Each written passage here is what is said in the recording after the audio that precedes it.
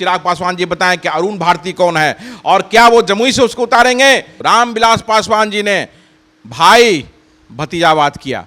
चिराग पासवान जी हैं बहनोईवाद, भांजावाद। चिराग पासवान के फैमिली में ही वो बच्चे हैं जो प्रतिभावान हैं। हक देने की बात आती है तो अपने भाई, भतीजा, बहनोई और साले को देते हैं। चिराग पासवान का जहां प्रोग्राम होता है तो उस जिले के लोग उतने रहते कहाँ हैं, वो तो बाहर से भीड़ जुटाया आता है। आने वाला 2024 का चुनाव इस देश में एक बदलाव लाने जा रहा है। लोक जनशक्ति पार्टी सिर्फ और सिर्फ अपने परिवार के लोगों को बड़ी बड़ी बातें कर करके आगे बढ़ाने का काम किया है। अरुण भारती कौन है?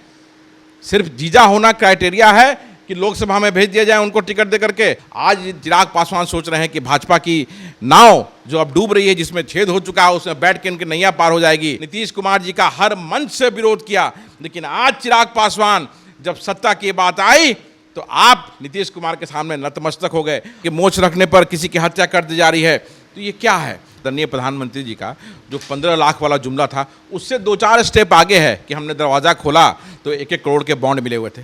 चंदा दो, धंधा लो, रेड करो। देश की जनता को आदरणीय प्रधानमंत्री जी जिस तरह से बेवकूफ़ समझते हैं, कोई कहता है 400 पार, कोई कहता है 370 पार। आने वाला 2024 का चुनाव ये दिखा देगा।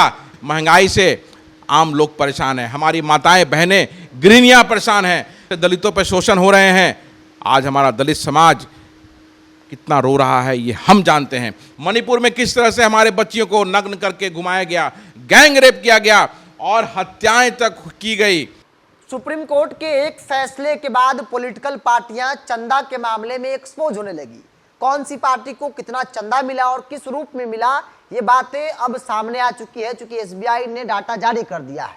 और इसी बीच चर्चा बिहार की खूब होने लगी, क्योंकि नीतीश कुमार की पार्टी जनता दल यू के दफ्तर कोई व्यक्ति, अनजान व्यक्ति पहुंचता है और 10 लिफाफे में 10 करोड़ रुपए का बॉन्ड जो है वो देकर चला जाता है। ये बात जेडीयू की तरफ से कही गई है जब सवाल किया गया कि 10 करोड़ रुपया चंदा कहां से आया। मेरे साथ बातचीत करने के लिए कांग्रेस सेवा दल बिहार के प्रदेश अध्यक्ष आदित्य पासवान। 10 करोड़ कोई आता है देकर चला जाता है, अभी आप लोग मान रहे हैं कि भाई कोई आएगा 10 करोड़ देकर चला जाएगा? मतलब ये संभव है, ये कहने वाली बात है सिर्फ। अगर वास्तविकता में देखा जाए तो ऐसा कुछ होता नहीं है। और ये जो प्रधानमंत्री जी का, आदरणीय प्रधानमंत्री जी का जो 15 लाख वाला जुमला था उससे 2-4 स्टेप आगे है कि हमने दरवाज़ा खोला तो 1-1 करोड़ के बॉन्ड मिले हुए थे। अब भाई ये किसको बेवकूफ़ बना रहे हैं? जनता इतनी बेवकूफ़ नहीं है। जनता समझ चुकी है कि आप लोग भ्रष्टाचार की सीमा को क्रॉस कर दिया देश में। और जिस तरह से इलेक्टोरल बॉन्ड के माध्यम से जिस तरह से भ्रष्टाचार हुआ है देश में, आप जनता को दोबारा यकीन दिलाने की जरूरत नहीं है कि देश में जो भ्रष्टाचार हुआ है वो किस लेवल का भ्रष्टाचार हुआ है। चंदा दो, धंधा लो, रेड करो।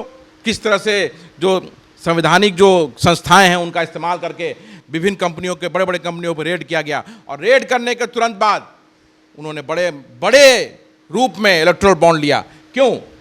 रेड से बचने के लिए। उसके बाद उनका नाम गायब हो गया, वो साफ हो गए। तो ये दिखाता है कि किस तरह से भ्रष्टाचार के इन्होंने किया। और मैं आपको एग्जाम्पल देता हूँ ऋत्विक प्रोजेक्ट्स का, जो भारतीय जनता पार्टी के राज्यसभा के एमपी हैं और उन्होंने करीबन 40 करोड़ का बॉन्ड खरीद के भारतीय जनता पार्टी को दिया। क्यों दिया? क्योंकि उन्हें हिमाचल में बड़े बड़े प्रोजेक्ट्स मिले।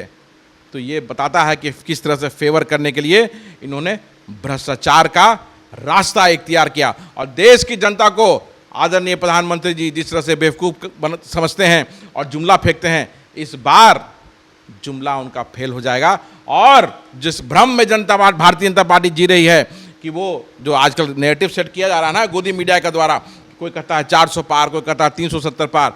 आने वाला 2024 का चुनाव ये दिखा देगा कि किस तरह से इस फॉल्स नैरेटिव को भारत की जनता ध्वस्त करने जा रही है। आप लोग की मांग, कांग्रेस पार्टी की मांग रही कि इलेक्टोरल बॉन्ड को लेकर पारदर्शिता होनी चाहिए कि किसको क्या मिला और किस रूप में मिला। ये जीत तो मान रहे कि भाई सुप्रीम कोर्ट ने एक बड़ी न्याय हुआ है इस देश के साथ, विपक्षी पार्टियों के साथ। बिल्कुल ये बहुत एक लैंडमार्क जजमेंट है जो सुप्रीम कोर्ट का आया। और ये मांग विपक्ष की थी और इस सरकार को इस पारदर्शिता के साथ आना चाहिए था लोगों के बीच में, लेकिन सुप्रीम कोर्ट ने ये जजमेंट दिया। तो ये एक लैंडमार्क जजमेंट है और सरकार के द्वारा फिर भी छुपाया जा रहा था। सुप्रीम कोर्ट का अगर दबाव नहीं होता तो क्या ये मालूम चलता लोगों को, देश के लोगों को? नहीं मालूम चलता। वो तो सुप्रीम कोर्ट का दबाव था स्टेट बैंक पर, तब उन्होंने इस डेटा को पब्लिक किया, नहीं तो वो भी नहीं पता चलता। तो ये बताता है कि किस तरह से जितनी भी संस्थाएं हैं सरकार के कंट्रोल में हैं और तानाशाही की सरकार चल रही है। लेकिन अब चंद दिनों की मेहमान है सरकार, क्योंकि जो अंडर करंट है वो इनके खिलाफ है। क्योंकि देश में जिस तरह से महंगाई से आम लोग परेशान हैं, हमारी माताएं बहनें गृहिणियां परेशान हैं, हमारा छात्र पढ़ के निकल रहा है, रोजगार के लिए तो सरकार की तरफ देख रहा है, लेकिन वो बेरोजगारी से परेशान है। पूरे देश में जिस तरह से दलितों पर शोषण हो रहे हैं, आज हमारा दलित समाज कितना रो रहा है ये हम जानते हैं कि दलितों पर शोषण किस तरह से इस देश में बढ़े हैं। आप बताइए कि मोछ रखने पर किसी की हत्या कर दी जा रही है, तो ये क्या है? मोछ रखकर कोई आदमी अगर घोड़ी पर चढ़ के बारात जा रहा है तो उसे घर के सामने घोड़ी से उतार के पीटा जा रहा है।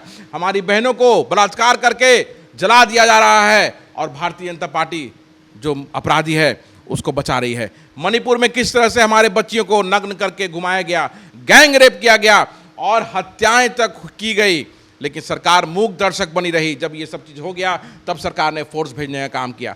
हमारी पहलवान बच्चियों को कि जिस तरह से शोषण किया गया, और लोकतंत्र के सबसे बड़े मंदिर में वो अपराधी जो शोषण का आरोपी था बृजभूषण सिंह, वो बैठा रहा और प्रधानमंत्री जी चुपचाप मूक दर्शक बने रहे।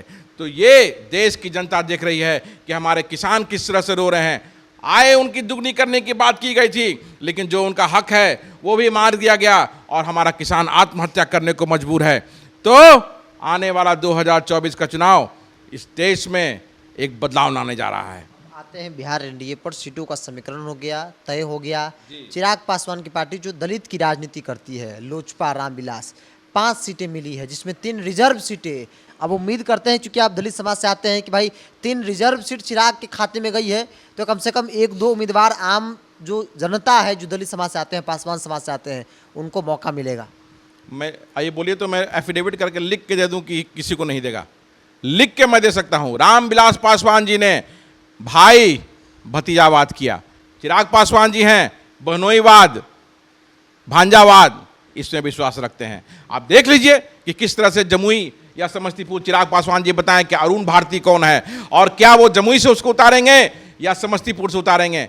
मैं आपके माध्यम से बिरजू भाई बिहार के पासवान समाज से पूछना चाहता हूं कि वोट आपने दिया, समर्थन आपने दिया, और आपके समर्थन और वोट से ये लोग लोकसभा और विधानसभा में पहुंचने का काम करते हैं, लेकिन जब हक देने की बात आती है तो अपने भाई भतीजा बहनोई और साले को देते हैं। तो क्या यही पासवानों के रहनुमा है, ये दलितों के रहनुमा है? ये आज उस समाज को समझना होगा कि किस तरह से ये बेवकूफ़ बनाते आए हैं, और आप आज नहीं जागिएगा तो फिर से आपको बेवकूफ़ बना के मंच से बड़ी बड़ी बातें करते हैं ये लोग, और मंच से बड़ी बड़ी बातें करके खुद लोकसभा और विधानसभा में पहुंचने का काम करेंगे। तो आपके माध्यम से मैं बिहार के दलितों और पासवानों से बोलना चाहूँगा कि जागिए, वो समय आ गया कि आपको अपना हक लेना होगा, और अगर हक आपका तभी होगा जब ये लोग साइड लाइन होंगे। तभी हमारा पिछली पंक्ति में जो लड़का बैठा हुआ है, क्या सिर्फ चिराग पासवान के फैमिली में ही वो बच्चे हैं जो प्रतिभावान हैं, और हमारे समाज में कोई बच्चे नहीं हैं जो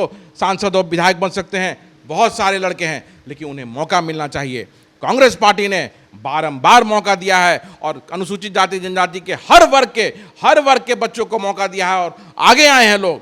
लेकिन लोक जनशक्ति पार्टी सिर्फ और सिर्फ अपने परिवार के लोगों को बड़ी बड़ी बातें कर करके आगे बढ़ाने का काम किया है। तो जागो बिहार के पासवान समाज, और देखो कि कौन आपका।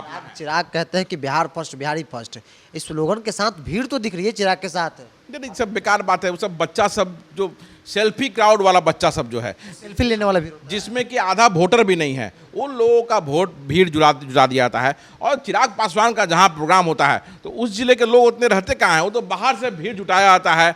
उनके जो साइड में लोग जो रहते हैं उन लोग को इंस्ट्रक्शन दिया जाता है कि भीड़ जुटाइए, और वो दिखाया जाता है सोशल मीडिया पे कि बहुत भीड़ जुट रहा है। तो ये सब एक फार्स है, धोखा है। इससे ये लोग समझ चुके हैं, और बिहार का पासवान समाज, दलित समाज ये समझ रहा है कि ये कितने सच्चे हैं, कितने झूठे हैं। आपने चिराग पासवान के जीजा जी पर सवाल उठाया, कहा कि भाई ये कौन सा राजनीति का उपज है, ये कहाँ से आए हैं, इनकी लॉन्चिंग कब होगी?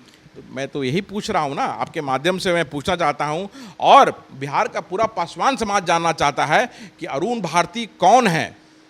सिर्फ जीजा होना क्राइटेरिया है कि लोकसभा में भेज दिया जाए उनको टिकट दे करके? आपके नाम पर आप सोच रहे हैं कि आप जीत जाएंगे, लेकिन ये वो भ्रम है कि जो नरेंद्र मोदी जी की जब जो एक टाइम था, सब लोग जानते हैं, तभी तो भाजपा की सरकार बनी, वो समय चला गया।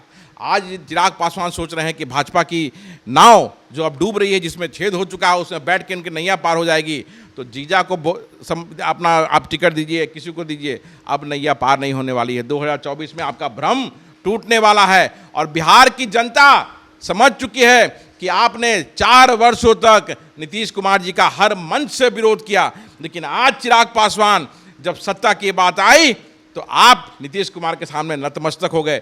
और आप नतमस्तक नहीं हुए, आप नतमस्तक हुए इसका मतलब कि बिहार का पासवान समाज को आपने नतमस्तक कर दिया नीतीश कुमार के सामने।